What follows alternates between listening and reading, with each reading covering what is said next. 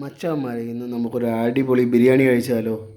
നൈസായിട്ട് നമ്മൾ അങ്ങനെ ഷോപ്പിനകത്തേക്കൊന്ന് കയറി ബിരിയാണി ഓർഡർ ചെയ്തു. പറഞ്ഞു തരുന്നതിന് മുമ്പേ ബിരിയാണി നമ്മുടെ ടേബിളിലെത്തി. നല്ല ബീട്രൂട്ട് അച്ചാറും സലാഡും പുഴുങ്ങിയ മുട്ടയും കൂടെയാണ് അവർ ബിരിയാണിനൊപ്പം സർവ് ചെയ്യുന്നത്. ഒട്ടും സമയം കളയാതെ നൈസായിട്ട് ബിരിയാണി അങ്ങോട്ട് എടുത്തു. ഇതിൽ പ്രധാനമായിട്ട് പറയാനുള്ള മുട്ടയാണ്. മുട്ടയിൽ ഒരു കിടിലം മസാല അവർ തേച്ചിട്ടുണ്ട്.